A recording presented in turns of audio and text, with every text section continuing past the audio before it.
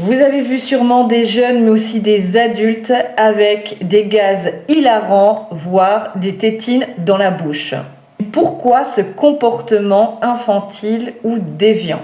Le gaz hilarant, qu'on appelle aussi protoxyde d'azote, est utilisé depuis très longtemps dans le milieu médical, notamment dans l'anesthésie. Et cela a été popularisé dans les années 2010. TikTok et Instagram a boosté la tendance. Quant aux tétines et tout objet régressif, ce phénomène a été accentué après le Covid. Besoin de réconfort, certes, retour à l'enfance, mais aussi du marketing d'objets anti-stress. Fidget toys, des tétines, des doudous pour adultes. Alors pourquoi ce besoin de régresser ou d'avoir des comportements déviants? Il y a bien sûr un effet psychologique. On peut parler de mécanismes de défense. Revenir à des comportements infantiles apaise l'angoisse. C'est ce qu'on appelle de la régression. Et le sentiment de sécurité est énormément lié à l'enfance. Au niveau sociétal, il faut quand même dire que le monde est anxiogène. Le monde est vraiment instable actuellement. Beaucoup d'adultes ont besoin de fuir leurs responsabilités. L'hyperconnexion et la consommation rapide, ça n'aide pas non plus. Parce que les adultes recherchent l'effet de plaisir immédiat. C'est ce qu'on retrouve principalement quand on est enfant. Voilà, les enfants ont quand même un plaisir plutôt immédiat par l'intermédiaire des parents. Au niveau culturel, il y a une normalisation via les réseaux. Il faut quand même en parler. Il y a des effets de mode, il y a des mimétismes. Et malheureusement, toutes les choses ne sont pas bonnes à suivre. Quels sont les risques? Concernant le gaz hilarant, on peut avoir des dégâts neurologiques.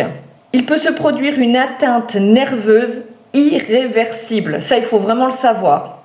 On peut également avoir une carence en vitamine B12, des troubles de la mémoire, des accidents. On n'oublie pas la dépendance psychologique. Concernant les tétines, les objets régressifs, tout comportement infantile fait par des adultes. Ça paraît pas dangereux en soi, mais ça renforce l'évitement, l'infantilisation, l'isolement social. Et en réalité, ça cache une vraie souffrance psychologique. Anxiété, burn-out, trauma. Donc bien sûr qu'il y a des solutions, il y a des alternatives. C'est très important déjà en premier de nommer le besoin caché. Sécurité, apaisement, détente. Essayez de chercher d'autres moyens qui sont beaucoup plus sains, comme le sport, travail de respiration, méditation ou du soutien social. En deux, on va parler d'éducation et de sensibilisation. Il faut montrer les risques sans les diaboliser.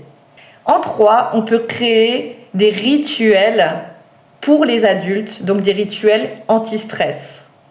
On a des objets sensoriels qui sont totalement adaptés aux adultes. La balle anti-stress, la respiration guidée, les thérapies, l'art-thérapie. Si cela vous intéresse, vous pouvez d'ailleurs aller dans mon lien bio et vous trouverez différentes solutions, que ce soit des suivis, mais que ce soit également des e-books personnalisés, notamment par exemple par rapport à l'addiction, mais aussi vous pouvez avoir accès à mon livre avec toutes les astuces anti-stress qui sont totalement adaptées aux adultes.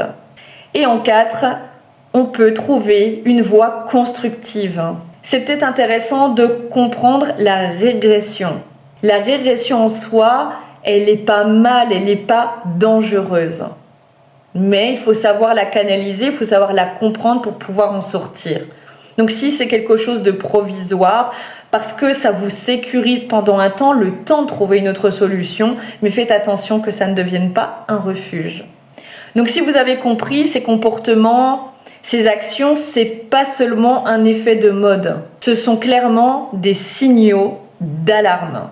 Ça révèle tout simplement qu'on est dans une société qui est en quête de réconfort, qui a énormément de manquements psychologiques, principalement dans la sécurité affective.